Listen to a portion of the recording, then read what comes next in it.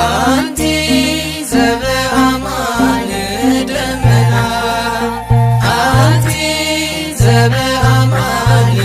دمنا ركبتي زكا كبر دنجل يا أبي كبر لمريم ركبتي زكا كبر دنجل يا أبي كبر لمريم በስመ አብ ወወልድ ወመንፈስ ቅዱስ አሐዱ አምላክ አሜን። ክፋተይ በዚሑ ኣብ ኃጢአት ጠሊቐ ኣብ ቤትካ እንከለኹስ ካባኻ ርሒቐ ንስኻ ክጽውዕ ንልበይ ሓትም ደድሕረይ ትመጽእ ካባኻ ይሃድም ደድሕረይ ትመጽእ ካባኻ ይሃድም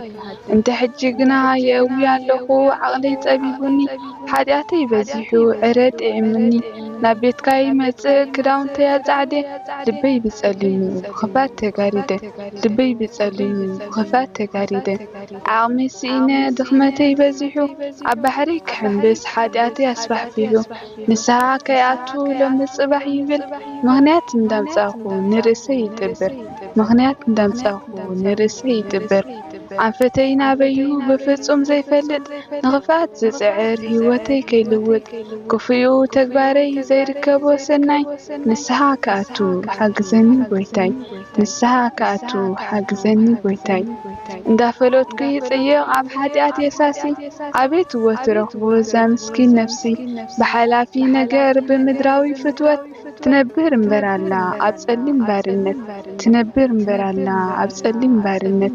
ክፋተይ ሓዲገ ንኻልኦት ክጥምት ንየማን ገዲፈ ንጸጋም ዘቋምት ሕግኻ ጥሒሰ ሕጊ ሰይጣን የኽብር ንቤትካ ገዲፈ ሳባራት ይሓድር ንቤትካ ገዲፈ ሳባራት ይሓድር ካብ ናይ ሲኦል ሓዊ ከመይለ ከምልጥ ትርጉም ናይ እምነተይ ብፍጹም ዘይፈልጥ ብኻልኦት ክዛረብ ዝረስዓኩ ኃጢአተይ ሰይጣን ነጊስዎ ተደፊኑ ልበይ ሰይጣን ነጊስዎ ተደፊኑ ልበይ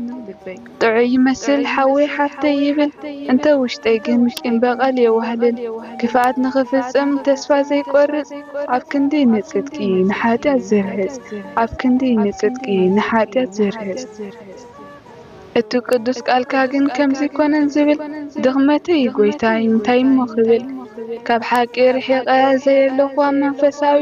ጠምተኒ ብምሕረትካ ሕያዋይ ሰምራዊ ጠምተኒ ብምሕረትካ ሕያዋይ ሰምራዊ ጠምት ወርዳኒ ልዑል ኣማኑኤል ካብ ገሃነም እሳት መዓሙቕ ናይ ሲኦል ምእንቲ ቅዱሳንካ ብድንግል ኣዴኻ ካብ ዝመጽእ መዓት ርዳኒ ሓደራኻ ካብ ዝመጽእ መዓት ርዳኒ ሓደራኻ ስብሐት ለእግዚአብሔር ልዑል ወለወላዲቱ ድንግል ወለመስቀሉ ክቡር አሜን። أنتي زبأمان دمنا